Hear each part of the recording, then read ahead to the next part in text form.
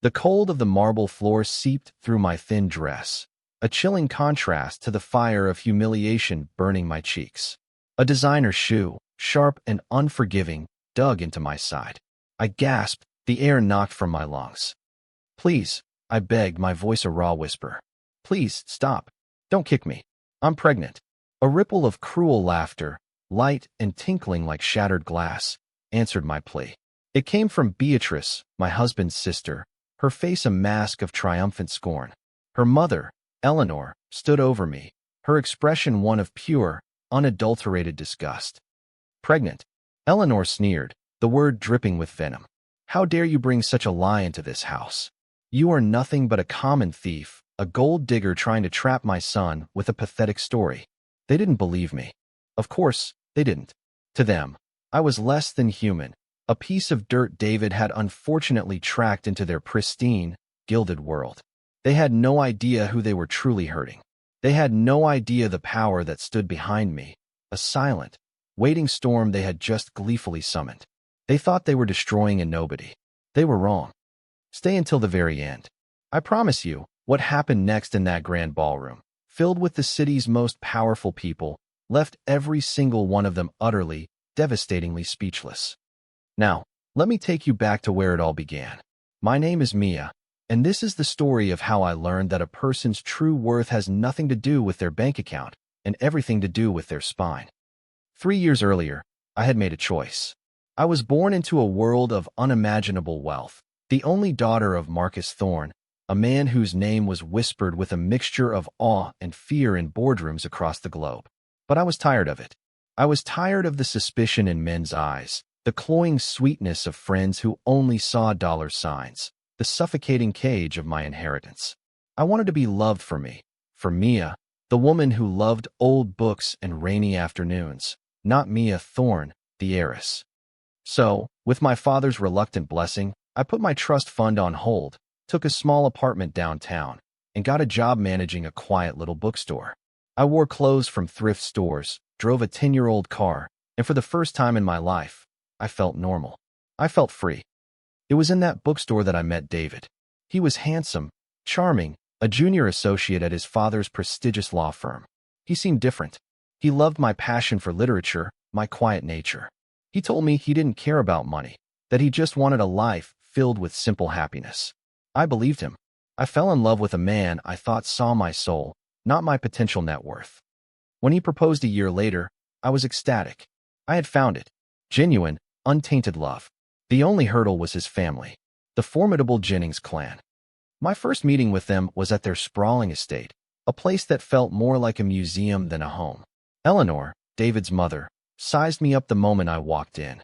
Her eyes, cold and analytical, scanned my simple cotton dress, my single piece of jewelry, a small silver locket from my mother, and a dismissive smirk played on her lips. Her perfume was strong, sweet, and suffocating.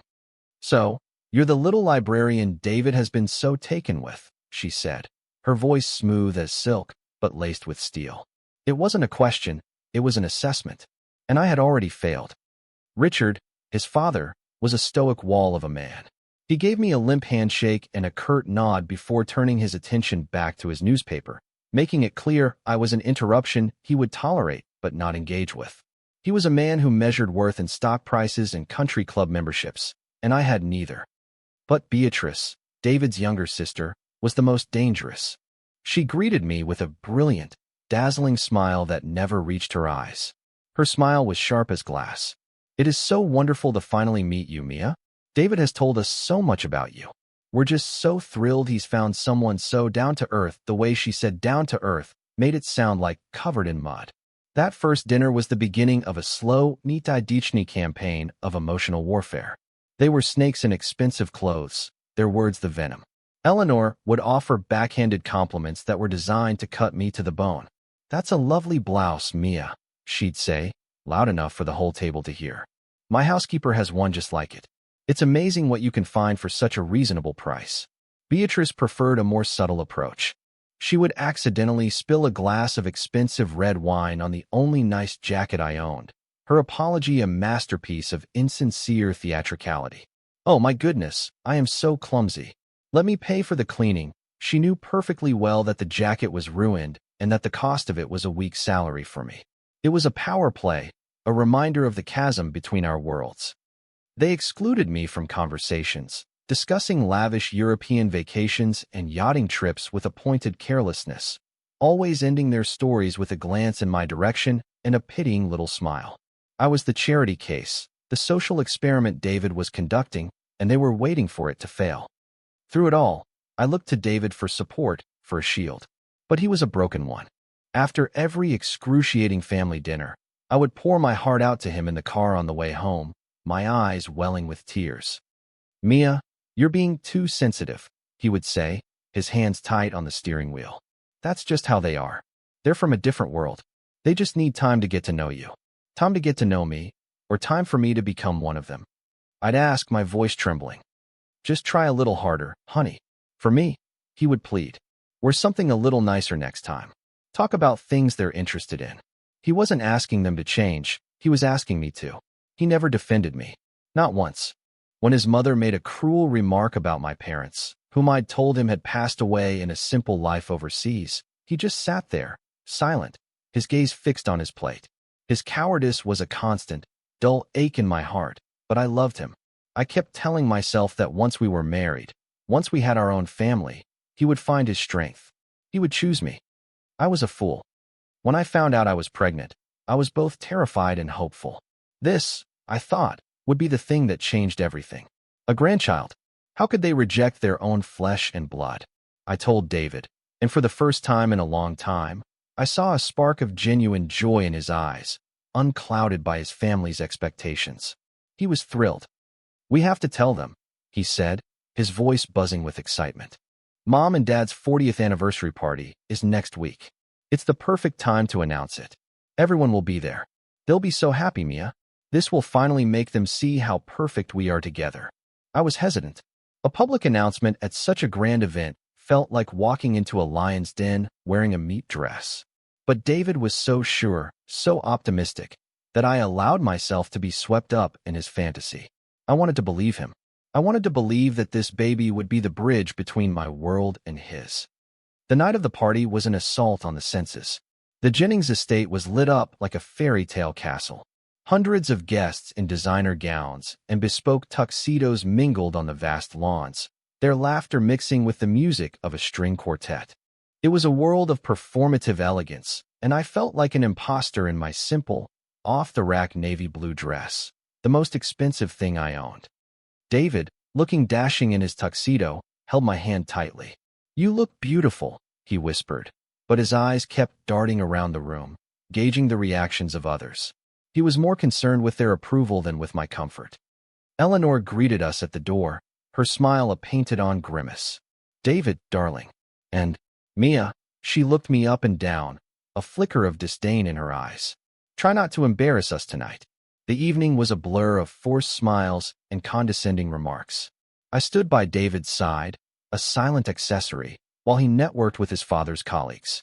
I was introduced as David's fiancée, with no last name, as if I had none. Beatrice floated by, her arm linked with her own fiancé, Caleb, a hulking man with a cruel mouth and the entitled air of someone who had never been told no in his life. "Having a good time, Mia?" Beatrice asked, her voice dripping with false sweetness. "Don't get too overwhelmed. It's a lot to take in for someone not used to this." The plan was for David to make the announcement during the toasts after dinner. As people began to take their seats in the grand ballroom, I felt a knot of dread tighten in my stomach. I excused myself to go to the powder room, needing a moment to breathe, to gather my strength. I left my small clutch purse on my chair. That was my mistake. When I returned, the atmosphere had changed. A strange, tense silence had fallen over the room. All eyes were on our table. Eleanor was standing, her face pale with rage. Richard was beside her, his expression thunderous. "What's going on?" I asked David, my heart starting to pound. He wouldn't look at me. "My mother's necklace," he mumbled. "Her anniversary gift from my father. It's gone." Eleanor's eyes locked onto mine. They were not the eyes of a woman who had lost a piece of jewelry. They were the eyes of a predator that had just cornered its prey. "It was right here on the table," she said, her voice shaking with theatrical fury. "A priceless diamond necklace. and it vanished right after she got up from the table. Beatrice stepped forward, a look of faux concern on her face. Mother, let's not jump to conclusions. I'm sure there's a simple explanation. She then turned her gaze to my purse, still sitting on my chair. Maybe it fell into something by mistake. We should check. Before I could protest, Beatrice snatched my purse. Her movements were quick, practiced. She opened the clasp and turned it upside down. My lipstick, my keys, my phone, and a cheap, gaudy-looking necklace I had never seen before in my life clattered onto the white tablecloth. Gasps echoed through the ballroom. The necklace was a crude imitation of the one Eleanor had been describing, a piece of cheap glass and metal. It was a plant, a perfect piece of manufactured evidence. My God, Beatrice whispered, feigning shock. She tried to switch them. The accusation hung in the air, thick and suffocating. I didn't, I said, my voice barely audible. I've never seen that before. I would never. Eleanor let out a sound that was half sob, half shriek. A thief. You brought a common thief into my home, David. On my anniversary. She was trying to steal from us from the very beginning. The room erupted in a low murmur of whispers and scornful looks. I felt hundreds of pairs of eyes on me, judging me, condemning me. My dignity scattered like shattered glass. I looked at David, my eyes pleading with him. David, tell them. You know I wouldn't do this. Tell them. He just stood there, his face ashen, trapped between his loyalty to me and his fear of his family. He opened his mouth, but no words came out. He was paralyzed. That was all the confirmation Caleb, Beatrice's fiancé, needed. He was a man who thrived on violence and intimidation. He lunged forward and grabbed my arm, his fingers digging into my flesh like talons. Get your hands off me, I cried, trying to pull away. You're not going anywhere, you little tramp, he snarled, his face inches from mine, his breath sour with champagne. He shook me hard, my head snapping back. Stop it, I screamed, a wave of panic and nausea washing over me as I thought of the tiny, fragile life inside me. The baby, my baby. My resistance only seemed to fuel his rage. With a final, brutal shove, he threw me to the ground. My head hit the marble with a sickening crack, and the world spun. The murmurs of the crowd turned into something uglier, laughter. They were enjoying this. They were feasting on my humiliation. I pushed myself up onto my elbows, my body trembling. That's when Beatrice stepped forward, her expensive shoe lashing out, connecting with my ribs. Pain, sharp and blinding, shot through me. And that brings us back to where we started. Me, on the floor, begging for my unborn child. Please, I sobbed, clutching my stomach. I'm pregnant. You can't do this. Eleanor scoffed. Enough of your lies. Get this trash out of my house. I looked past them, my vision blurred with tears, searching for the one person who was supposed to protect me. David. He stood there, frozen, his face a mask of horror and indecision. Our eyes met. I poured every ounce of my love, my hope, my desperation into that single look. Save me. Save us. His mother turned to him, her voice a whip crack. David, are you going to stand there and let this creature ruin our family's name? Or are you going to be a Jennings? He broke eye contact with me. He looked at his mother, at the expectant faces of the powerful guests, at the life he had always known. And he made his choice. He turned his back on me. That was a pain far worse than any kick or shove. It was the sound of my heart breaking, the sound of my entire world collapsing into dust. It was the ultimate betrayal. 2 burly security guards, summoned by Richard, hauled me to my feet. They dragged me through the ballroom, past the sea of mocking, triumphant faces. I could see the flashes of phones, people eagerly documenting my ruin. They dragged me through the grand foyer, out the massive oak doors, and threw me onto the sharp gravel of the driveway like a bag of garbage. I lay there for a moment, the gravel digging into my skin, every part of me aching. The grand doors of the mansion slammed shut, cutting off the sounds of laughter and music, leaving me alone in the cold, silent night. My hope was gone. My love was a lie. My dignity was a memory. I had nothing left. Or so they thought. With trembling fingers, I pulled my phone from the pocket of my torn dress. The screen was cracked, but it still worked. There was only one person I could call. The one person I had kept secret, the source of the strength and wealth I had tried so hard to live without. My last resort. My father. I scrolled to his name, Dad, and pressed the call button. He answered on the first ring. He always did. Mia? What's wrong? His voice was calm, but I knew him well enough to hear the underlying edge of concern. Tears choked my words. Dad. I sobbed, the sound pathetic and broken. They hurt me. They threw me out. Dad. I need you. There was a pause on the line. A dead, heavy silence that lasted only a second but felt like an eternity. When he spoke again, his voice was different. The warmth was gone, replaced by something cold, controlled, and absolutely terrifying. It was the voice he used to dismantle empires. Where are you, Mia? I'm at the Jennings estate. On the driveway. Don't move, he commanded. The words were not a suggestion. They were an order backed by unimaginable power. I am coming. He hung up. I stayed there, curled on the gravel, the minutes stretching on. I could feel the baby inside me, a tiny flicker of life in the midst of my despair. I put a protective hand over my stomach. I will protect you, I vowed silently. I will be strong for you. Then I heard it. A low, rhythmic thumping in the distance, growing steadily louder. It wasn't a car. It was the sound of helicopter blades cutting through the night air.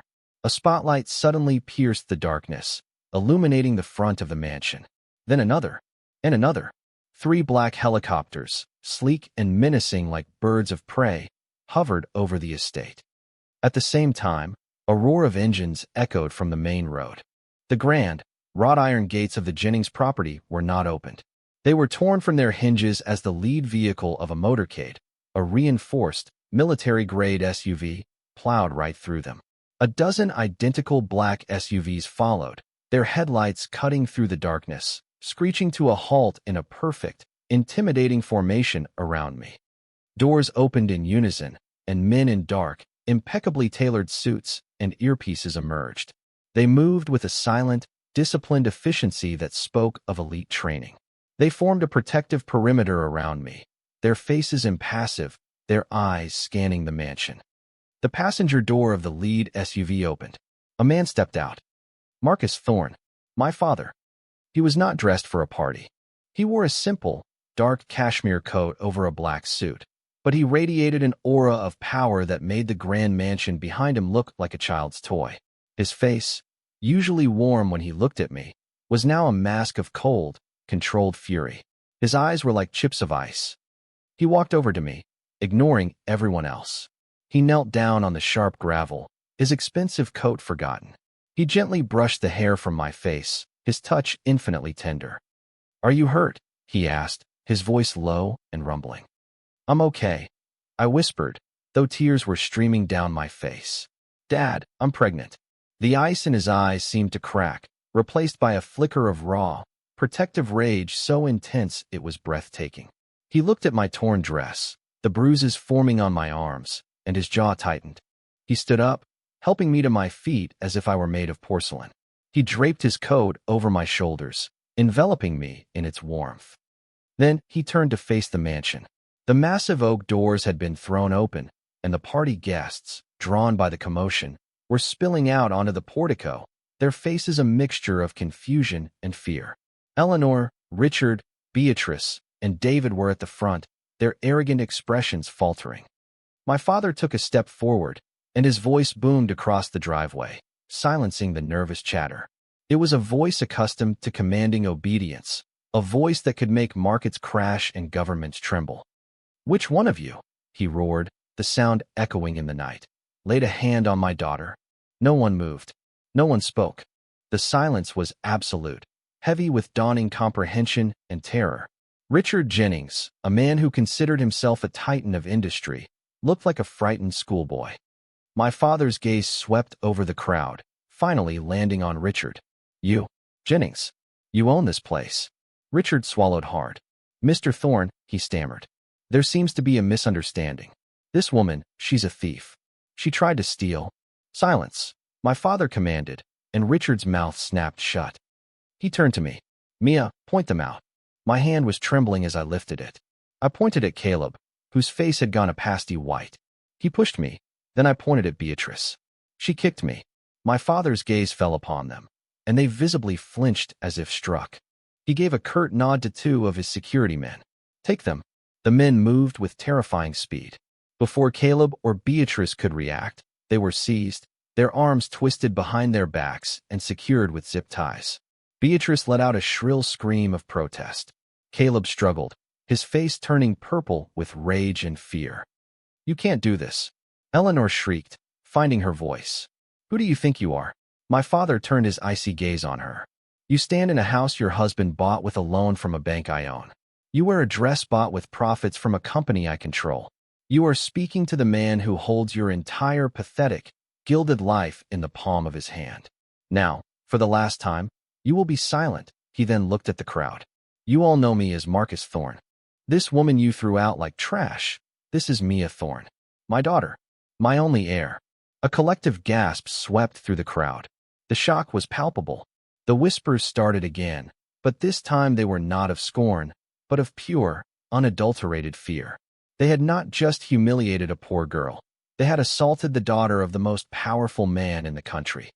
As for the accusation of theft, my father continued, his voice dripping with contempt. His personal aide, a sharp woman named Evelyn, stepped forward with a laptop. She connected it to the massive outdoor sound system and projector that the Jennings had set up for the party. A moment later, a crystal-clear video filled the screen, projected onto the side of the mansion for all to see. It was security footage. From inside the house, my father had been having me followed by a discreet security detail for my own protection. The footage showed Beatrice, earlier in the evening, slipping the cheap, fake necklace into my unattended purse. The audio was just as clear, capturing her whispering to her mother, "This will be perfect. By the end of the night, everyone will see her for the trash she is." The evidence was undeniable. The humiliation in the room was now a thick, choking fog, but it was no longer mine. It belonged to the Jennings family. Beatrice began to sob hysterically. Eleanor looked as if she might faint. My father let the silence hang for a moment before delivering the final blows. He addressed Richard directly, his voice calm and methodical. "Richard, as of 10 minutes ago, my holding company, Thorne Industries, completed its hostile takeover of Jennings and Partners. As the new majority shareholder, my first act is to inform you that your position as CEO has been terminated. You're fired.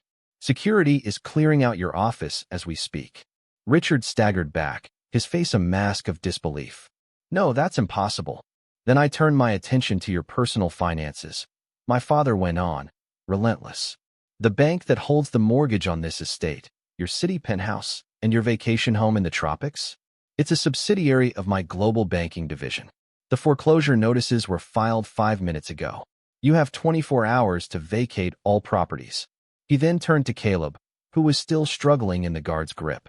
"Your family's shipping company relies on contracts with my logistics firm. Those contracts are now void. Your trust fund, which was managed by an investment firm I acquired last year, has been liquidated to cover penalties for breach of contract. You are penniless." Finally, his gaze fell upon Eleanor and Beatrice. "Your credit cards have been canceled. Your bank accounts, frozen. The world you knew is gone. You mock my daughter for her simple clothes. Soon, they will look like a luxury you cannot afford." He had not just defeated them, he had erased them. Systematically, clinically, and publicly. In the midst of the wreckage of his family, David finally moved. He stumbled forward, his face streaked with tears, his perfect tuxedo now rumpled. He fell to his knees in front of me. "Mia," he begged, his voice cracking. "Mia, I'm so sorry. I didn't know. If I had known who your father was. I love you. Please, forgive me. We can fix this." I looked down at the man I thought I loved, the man for whom I had given up everything, the father of my child. And I felt nothing. The love had been burned away, replaced by a cold, hard clarity. The old Mia would have cried. The old Mia might have even felt pity. But the woman standing there, wrapped in her father's coat, was not the old Mia. That woman had died on the cold marble floor of the ballroom. I looked him in the eye, and my voice, when I spoke, was not weak or pleading. It was firm, clear, and steady.